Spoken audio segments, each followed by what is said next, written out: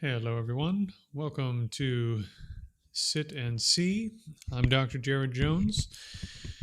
I've been going live almost every day now for, I think, 28 days to teach meditation for free.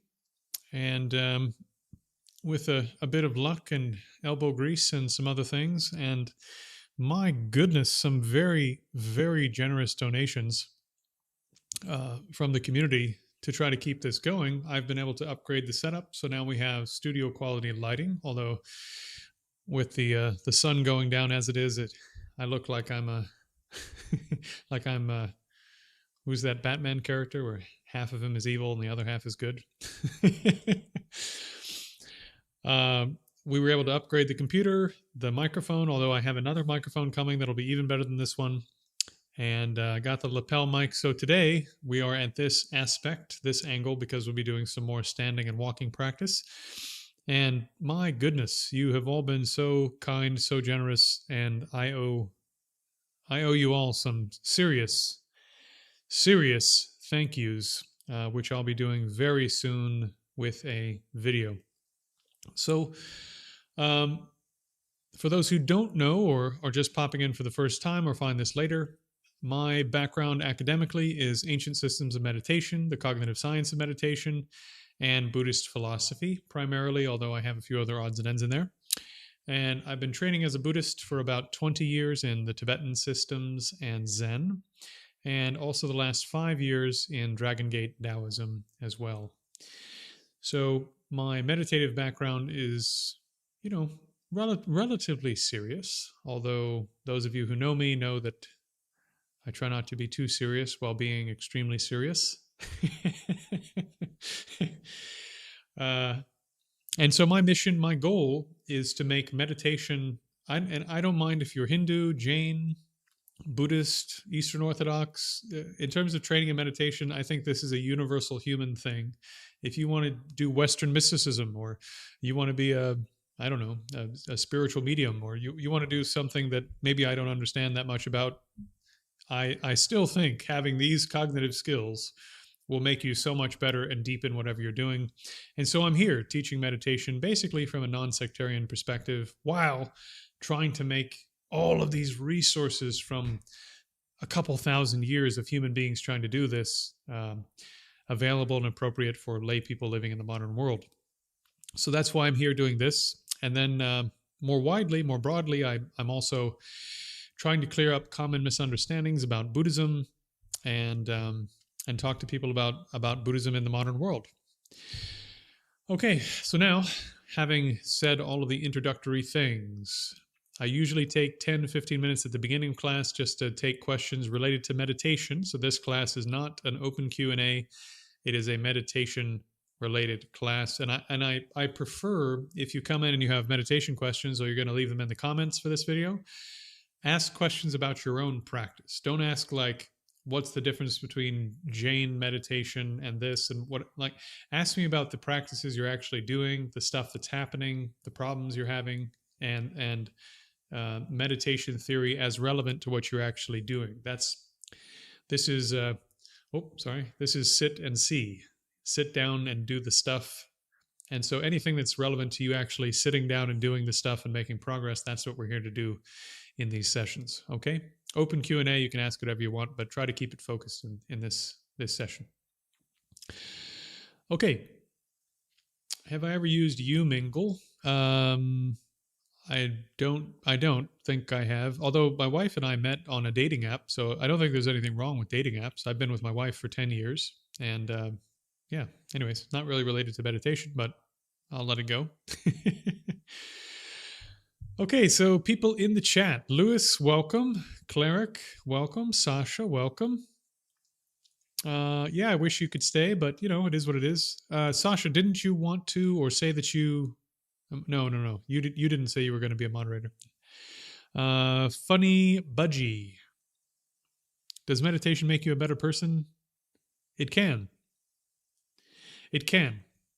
It doesn't necessarily. There's been a bunch of research that's hilarious in modern cognitive scientific journals.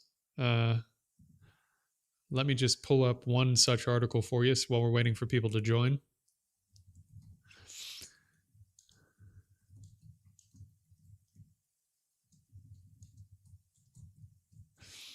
So one really surprising result.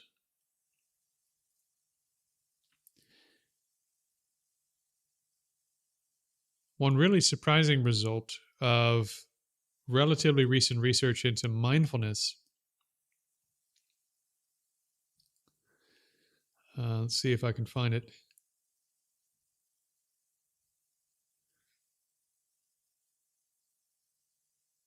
Yeah.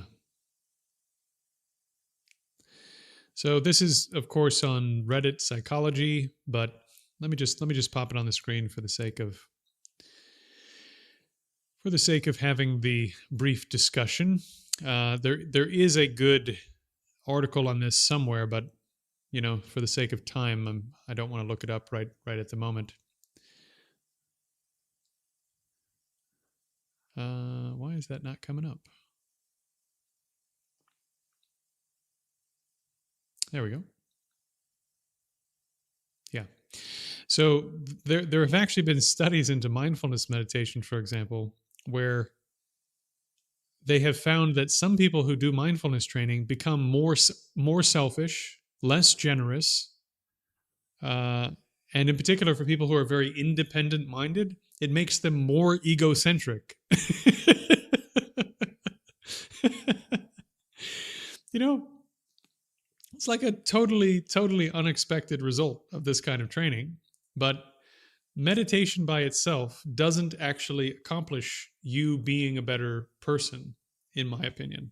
Meditation in the context of a complete training system that involves other objects of meditation that make you more humble, other objects and analysis in meditation that make you more generous, et cetera, et cetera, et cetera. That's what leads to those good qualities. Meditation can make you more ethical if you get really good at it, but you know, whether or not the modern mindfulness movement has enough of the worldview required for people to do really deep training and gain rarefied states of concentration so that their ethics become much more pure, we could say, as a result of having a mind that's way more calm. I think it's an open question. And I tend to think probably not. I think from what I've seen in the data, when you look at the difference between great yogis who have spent a long time training in caves and doing a lot of retreat versus what modern mindfulness people achieve in terms of their cognitive data, it's two completely different classes of accomplishment from a cognitive perspective. So again, I just suspect that probably not. Now, in the case where somebody is there's a wonderful documentary about Goenka Vipassana practice in prisons I think it's in India. And yeah, if you train a lot in analyzing the body with a little bit of the wisdom training, and you've never done anything else before, and finally you get a little bit more insight into your mind and do a little bit of metta practice, although I had a big thing about that the other night, as you guys know. Yeah, it can make you better than you were, for sure. But it also has the potential in some cases to make you more arrogant, more selfish, more whatever, because now you're a super special meditation guy. Not only am I better looking than you, not only am I wealthier than you, not only do I get up earlier than you and work out more than you, but also I meditate. I have better control of my internal state than you do. Ha! It's totally possible to do this. So you can turn these tools that should be really powerful in making you a better person, so to speak, and turn them into something that makes you worse. Okay.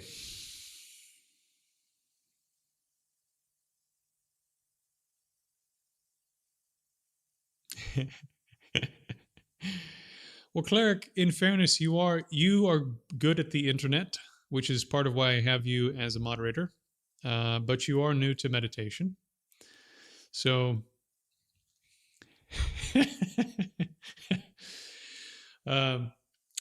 so be humble.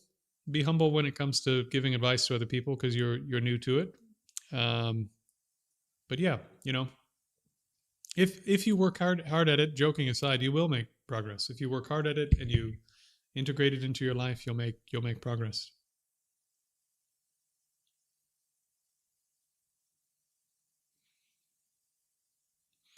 Oats. Yeah, it could be. I don't know. It could be part of, again, it may be people that are from cultures where it's much more sort of social, how to say, where the social good is seen as much higher value than in a lot of Western Enlightenment influenced Western Enlightenment, right? Renaissance sort of thinking onwards. The radical individual, the Western culture is very much steeped in this idea that we're all sort of radical individuals and we should be able to do exactly what we want, and you know what I mean. That our pursuit of happiness is actually more important than the welfare of others, as a general principle. Although we shouldn't harm others. Anyways, you guys know what all of this what I'm getting at here. Not really the point. Okay, so meditation questions about your actual practice, not theoretical stuff.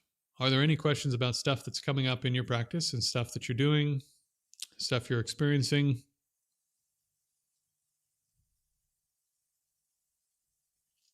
If not, then we will, since we're about 15 minutes in, we'll get into the practice, and then no Q&A tonight. So I did filming for the next part of the series. So after class tonight, I'm going to hang out with my wife for a bit, and then I'm going to start editing the next video in the Buddhist PhD Responds series for those who are interested. This one's a little bit heavier hitting than the previous one because I'm responding to one of the best Christian polemicists on earth in our time period who's arguing against Buddhist things.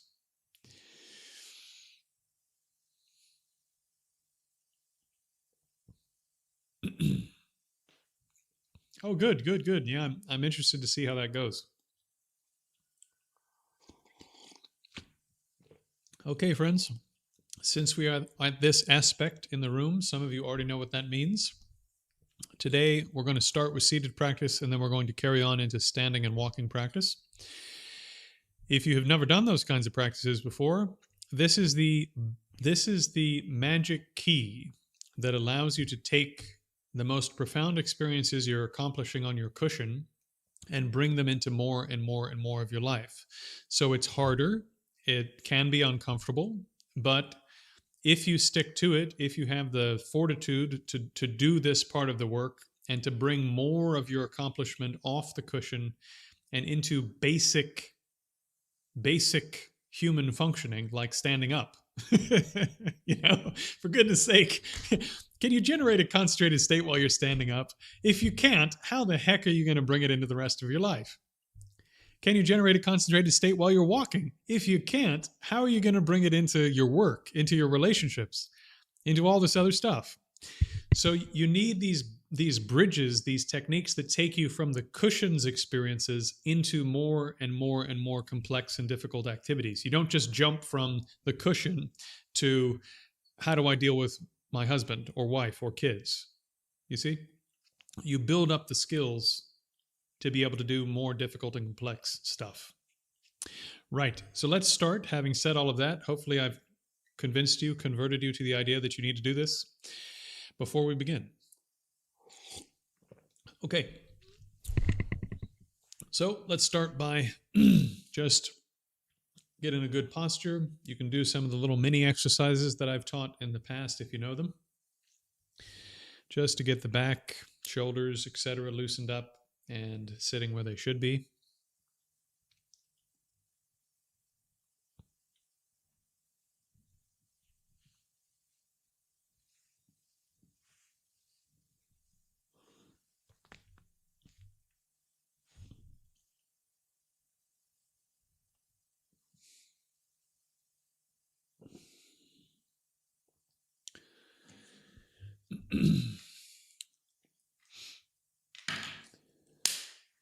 So that I can make a smooth transition, I'm going to go ahead and get my lapel mic on.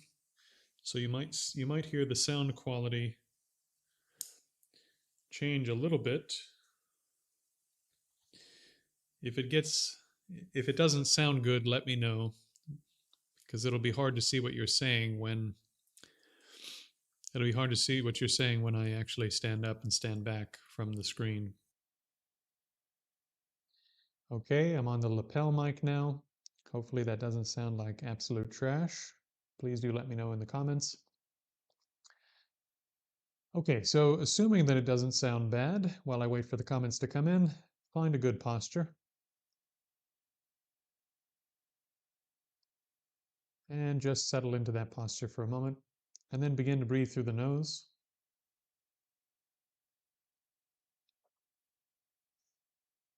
In your nose, find a sensitive patch of skin where you feel the most sensations of breathing when you're breathing at a relatively normal pace. And you're going to focus all of your attention on that patch of skin. Yeah. Doesn't surprise me. It's a little more muffled.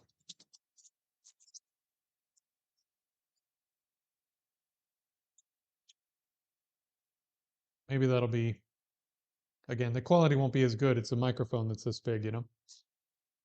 So you're going to place every ounce of your being, as if your life depends upon it, on that patch of skin. Why? Because the force of your distractions is incredible. And the great masters say if you want to overcome the force of your distractions in the beginning, you need a technique that is equally powerful, equally forceful to meet head on your distraction. Okay? So, as if your life literally depends upon you not losing your concentration, feel the tactile sensations in the nostril and pool all of the attention from every other part of your being, from your thoughts, from your other senses, from the rest of your body. Pool everything into that little tiny patch of skin, and as best you can, put every bit of your attention in that patch of skin. The only thing you're going to do to enhance what you get out of this technique is count the breath. The reason for this is, in the beginning, it's really hard to notice when you've lost the breath. If you're on there for a little while, then your mind runs off somewhere, and you don't notice for a long time. To fix that, you count. The counting will be like this. You breathe in, you breathe out, you visualize the number one or say the number one loudly and forcefully in your mind, and then you return to the object.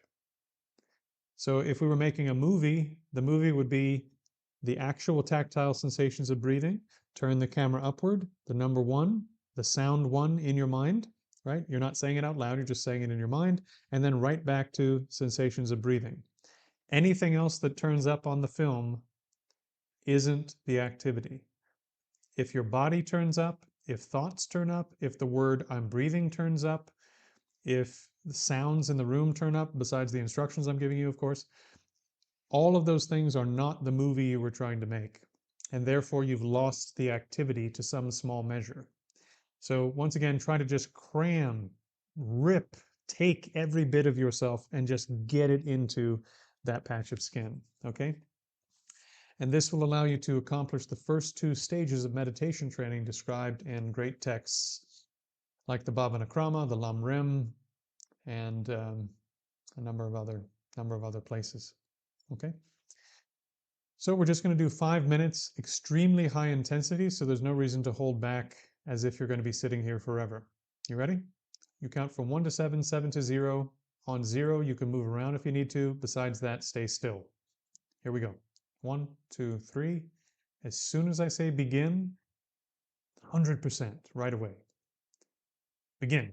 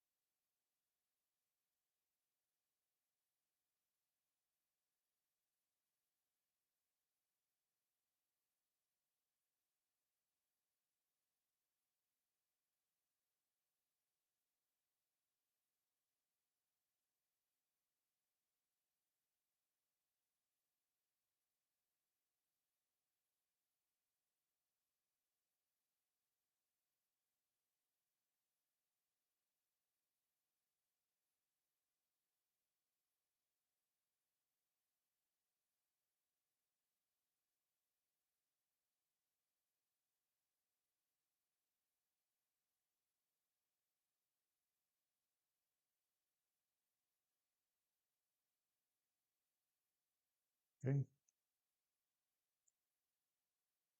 Now,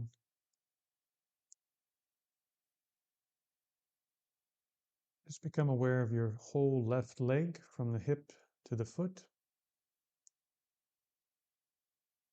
Good, let that go. The whole right leg from the hip to the foot. Good, let that go.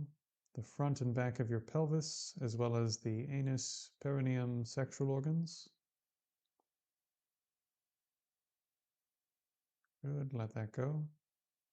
Become aware of the waist belt, so the entire waist, front and back. Let that go. The entire diaphragm belt stretching around the body. Let that go. And the upper part of the chest, underneath the shoulder blades if you can. If not, then just go ahead and include them. But the entirety of the barrel of the chest at the top.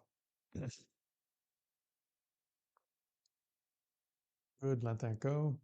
Become aware of the left shoulder, top, front, left, back, armpit. And stretch that down to the left hand. Become aware of the entire left arm.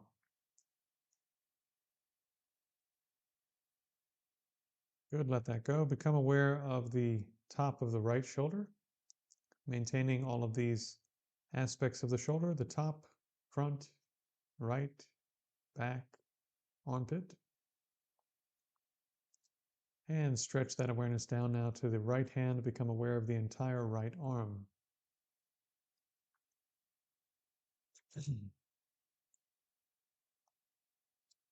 Let that go and place your attention in the lower third of the neck with a little bit of extra attention on the back of the neck in terms of the lower third.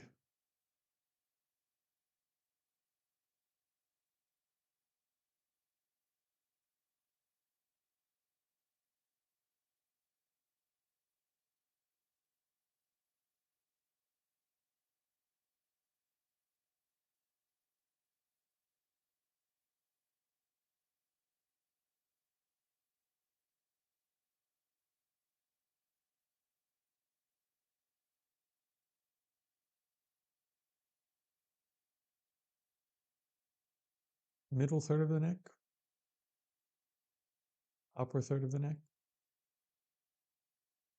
and the entirety of the skull, including the tactile sensations of the remaining 4 sensory organs, your jaw, and so forth.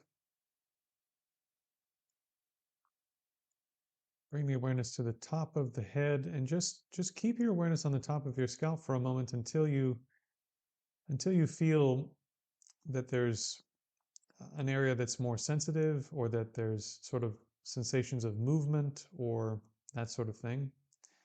You'll notice that there's an area at the top of your scalp that has a bit more going on, let's say, than other parts of your scalp.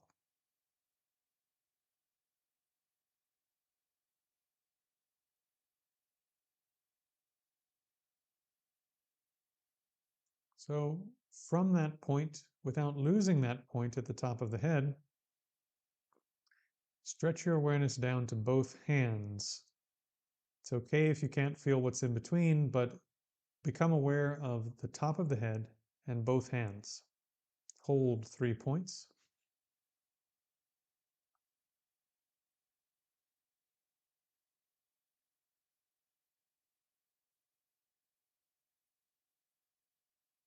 Next,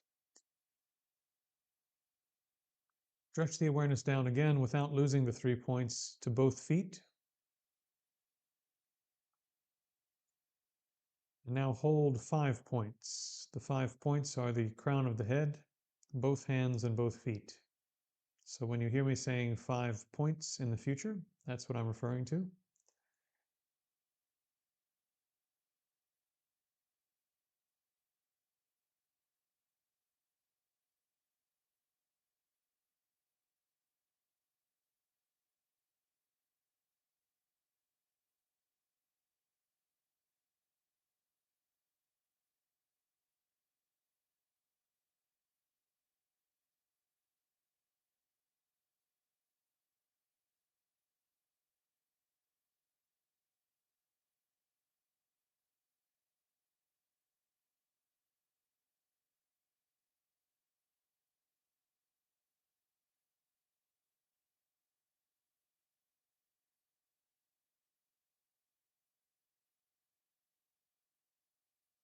Okay, now we're going to come to a standing position and do your best. Do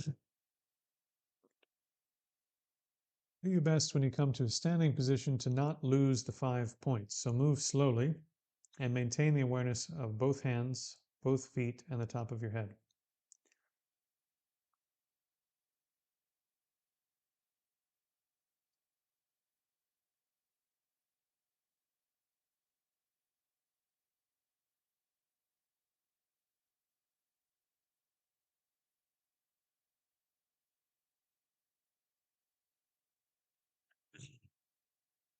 Okay, now from here,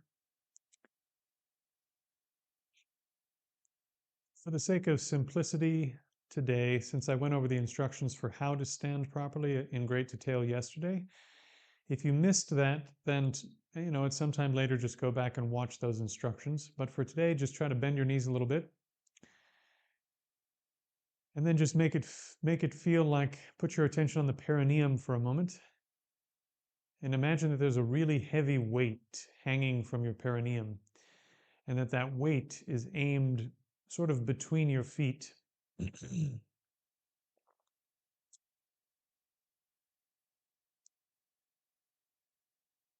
And then that sensitive part on the top of your head, just let it sort of rise up a little bit, or you can think about dropping your chin just slightly, not a lot, just ever so slightly.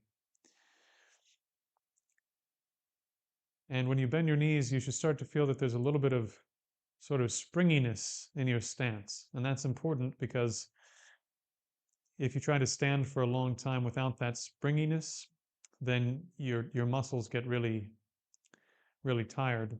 They'll get tired anyway, but if you train to stand on that springy feeling, which is the connective tissue, then eventually you can stand for an hour or more without moving and be relatively comfortable.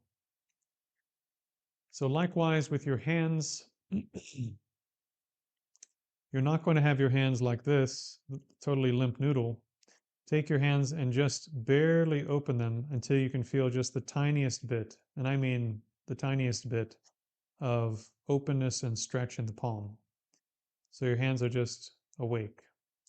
And then you're going to take your middle finger and just place it on your thigh, sort of at a 45-degree angle. And that is, again, if you feel it, that creates a sort of stretchiness in the arm that makes the arm more solid. And that's important for connecting the whole body up so that you're making maximum use of your connective tissue while you're standing.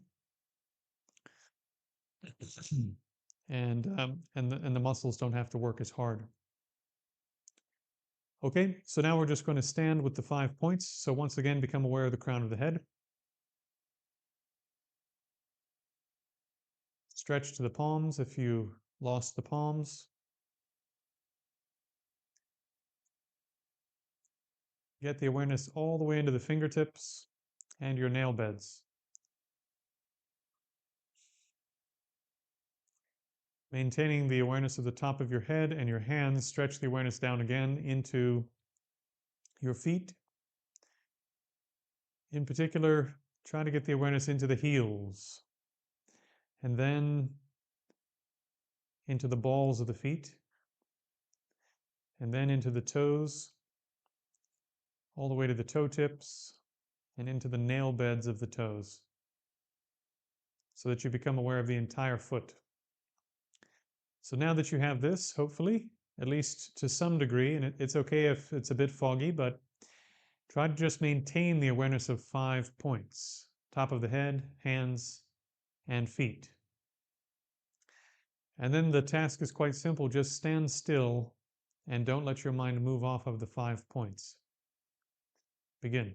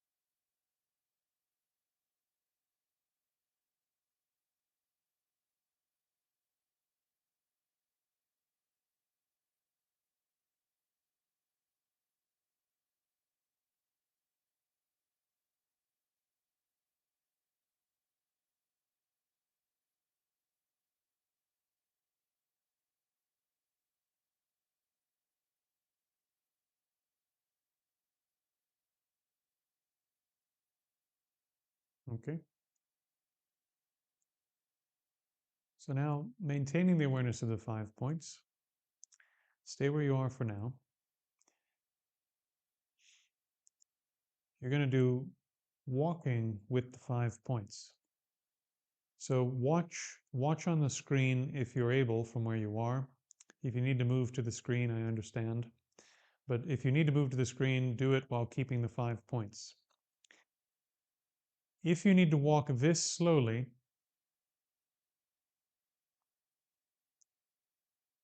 to keep the 5 points with the same degree of intensity and awareness that you have right now, then walk this slowly. Don't fake yourself out. Don't rush to be able to walk quickly. The key is quality rather than making progress by simply moving faster. And all you're going to do is maintain the 5 points while moving in the most basic human way possible, which is taking one small step after another. And since you're probably indoors watching this, when you get to the end of walking one direction in your little small space, just turn around and walk the other direction. And maintain the 5 points with that same degree of intensity. Now, once that starts working, and for some of you it might start working relatively quickly and you might be able to maintain it, then you can move up to a slightly faster pace like this. You're not quite natural yet. Not quite natural pace yet, but you're starting to move a little more naturally, right? And then finally, maybe not today, but I've been doing this for a couple weeks myself, so I can do it a little faster. Eventually, you want to be able to walk at a normal pace and the entire time maintain the 5 points without losing them. So by training progressively in this way, you can see how you can take a meditative skill that before you could only do sitting down, standing still, etc., and slowly transition it into something you can do while walking around and doing real things in the real world. So you can see there's a very practical way that you can go from seated meditative capability into taking this skill on the road, taking this skill out into real life. So at your own pace, I do recommend starting slowly. And if you notice that you lose the 5 points, let's say you're stepping, you're getting to this pace, it's starting to feel comfortable, and then you lose one of your hands, just stop, reestablish all 5 points, make them nice and crispy, nice and intense again, and then start again. So if you start to fail at some new capability, go back to standing, right?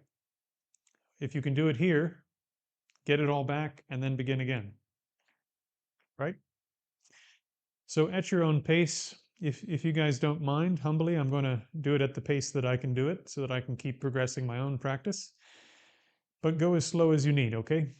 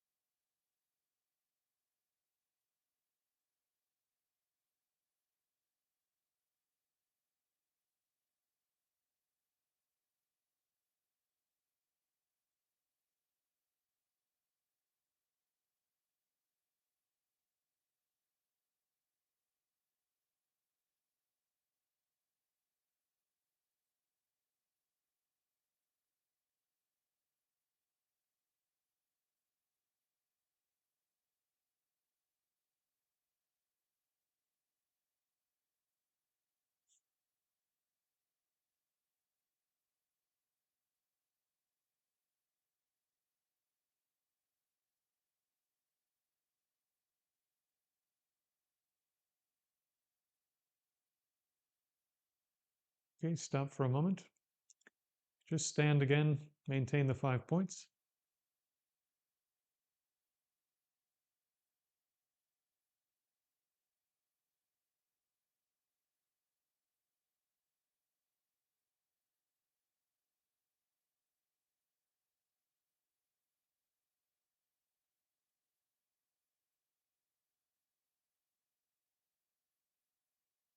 And walk again.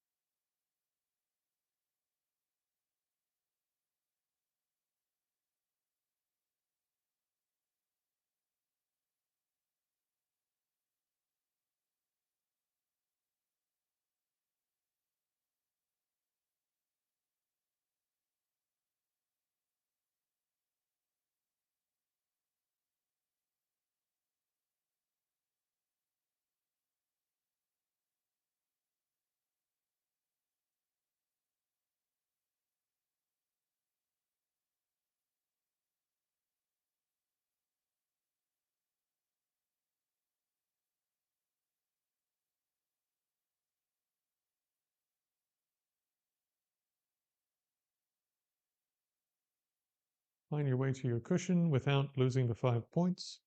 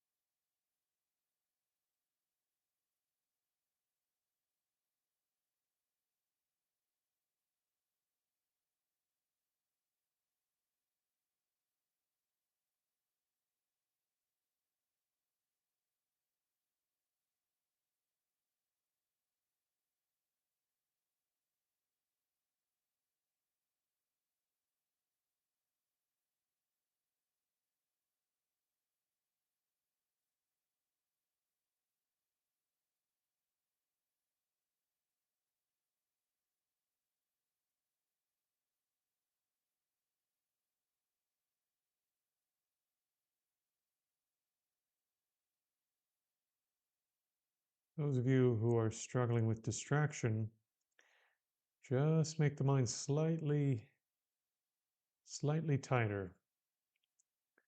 Just hold the mind slightly tighter. Top of the head, hands and feet. For those of you who are struggling, with a mind that is becoming calm, just gently shift your attention away from the awareness that the mind has become calm, back onto the meditation object. One of the things that distracts you once your mind is calm is actually the fact that your mind has become calm, and that's enjoyable. And since the internal state becomes enjoyable and nice to look at and abide in, your mind will turn around and look at it rather than maintaining its awareness and focus on the object. And the object in this case is the 5 points, and thus the 5 points will become less distinct. They go from 8K HD or 4K HD down to 1980s pixelated video. And this is called dullness, mental laxity, when your mind turns around and sort of blanks out.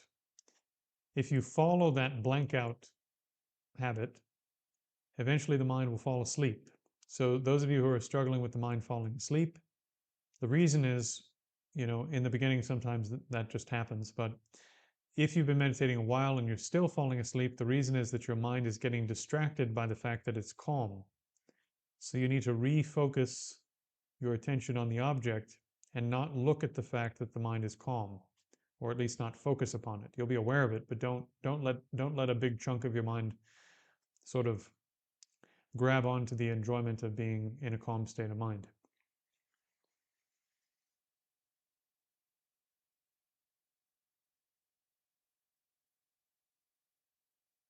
So maintain the 5 points.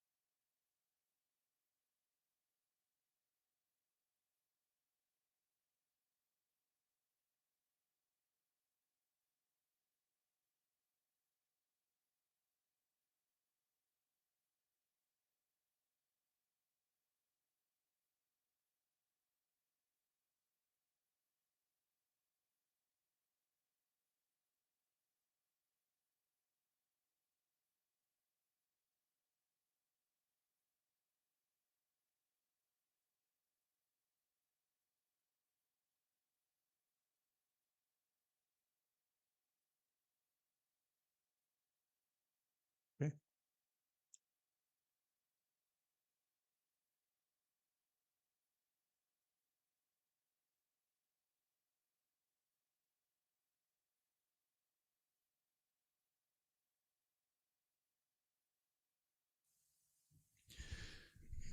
Switching back to the better microphone now.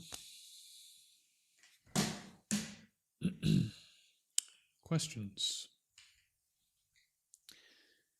And for those of you who are new, question time during sit and see should be about your actual practice, your actual experiences, and trying to advance your current practice. So more general questions you can save for an open Q&A, which I'm doing pretty regularly these days. But there, like I said earlier, there won't be an open Q&A tonight because I'm going to be spending some time with my wifey and editing the next Buddhist PhD Responds video, which I was able to record today, I'm happy to say.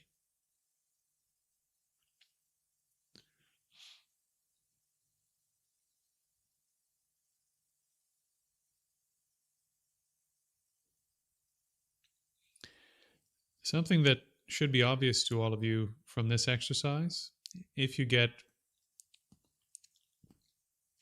a little bit of a sense that you can actually generate a significant state of concentration, a legitimate state of concentration doing this, and maybe from seeing me do it at pace, at full speed, you can gain some sense that maybe you can't do that at the moment, but it probably looks like I'm just walking around my house. You know, besides the fact that I'm walking in a circle like a mental patient or a prisoner. If you just saw me walking down the street, you'd have no idea I was doing anything. And this is part of the point, that when you gain these skills and you can apply these skills, it doesn't look like you're doing anything. You don't look unusual. It just looks like you're somebody walking down the street like anyone else. So when you're walking your dog, you're walking to the car. I often say, don't do this when you're crossing the street or when you're operating heavy machinery. Focus on what you're doing if your life or limb is on the line, especially in the beginning. But generally speaking, when you're walking around and doing things, once you gain some of these skills, and some of you know from Foundation 4 and so on, once you gain these skills, you can just do them wherever you happen to be. It doesn't depend upon you being in a room like this. It doesn't depend upon you, having a nice cushion or having a meditation hall, or it just requires you applying your mind. And since it doesn't look like anything from the outside, you can do it all the time. You can do it anywhere, and that means you can make really rapid progress. Okay. Cleric asks, my mental clarity was good, but the object clarity wasn't great, especially during Foundation 1. Okay, that's an interesting point. So, objective clarity, in an important sense, doesn't exist. Your mind is what's generating the object. So when your mind is dull, the object appears unclear.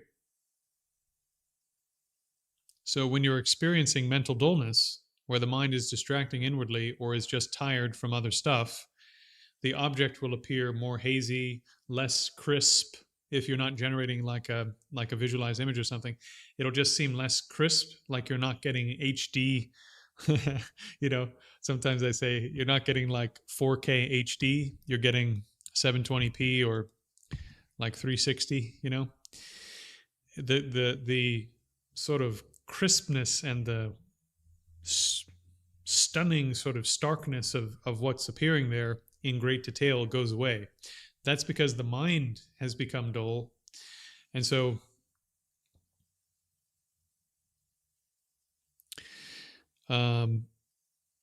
that's actually not the problem you want to focus on in the beginning. So it'll come up, but mostly until your mind can stay on task, you don't want to work on that too much, because if you start working on making the mind brighter and the lucidity more intense, then the mind starts to waver and it flies off the object.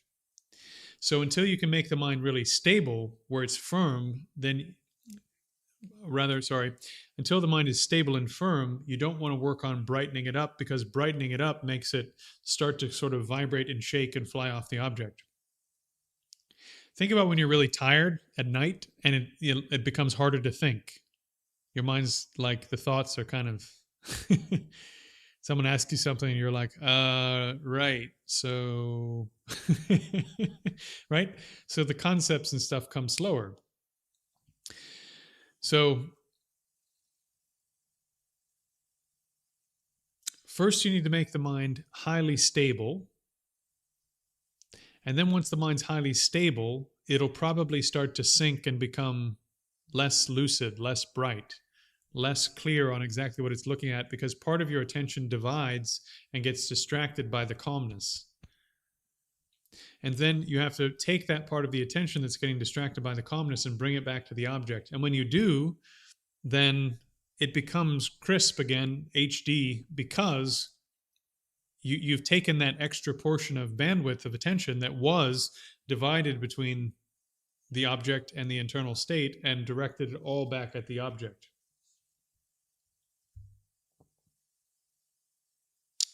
Okay.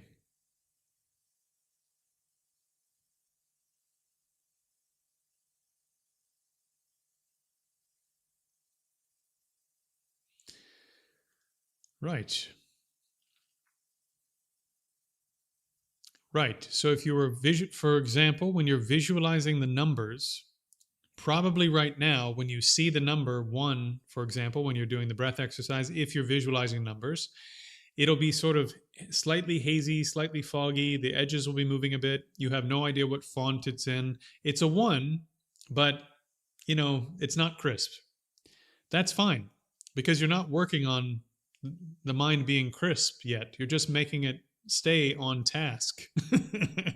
Once it can stay on task, then you can take more bandwidth of attention and put it on the object. And as more of you really pools on the activity, it will become more bright, more crisp, and it'll be easier to add more detail if and when you want to, which is important for advanced practices that involve visualization. But, for this level of the exercise, basically I don't ever take it that far in terms of using the breath and the counting. So it's kind of a non-issue in the way that I'm training you to use visualization for counting, because you're going to move on to a different object. You're going to move on to meditating on the six senses by the time you're dealing with a lack of clarity. Okay.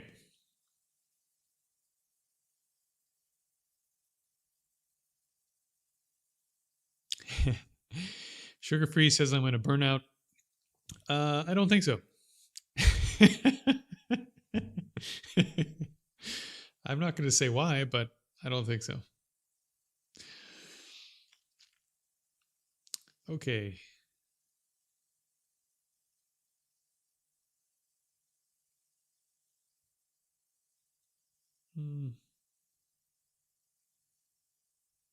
Okay. Yeah. Okay. Well, if that's it for questions, I will respectfully depart because I promised my wife I would do an hour and that would be it. And then I'd give her some time. So she's getting burned out, not me. She's like, you got to come back and do some stuff. So with your permission, I will go take care of my lovely wife, who I love very much and who deserves a bit of husbandly care. Okay. All right. Thank you all for being here. Like I said, no Q&A tonight, so you're free to do as you please. Although you were free to do that anyway, I'm sure some of you like to turn up if I'm doing it just because you don't want to miss something. So you have the night off. Have a lovely evening. I'm going to be editing pretty hardcore the next couple of days, so I may or may not do Q&As the next couple of days. So, if you're behind on some of that and you want to catch up, the next couple of days would be a good day to do it. All right. Okay. Thank you all so much. Hope to see you again soon. Take care of yourselves. Cheers.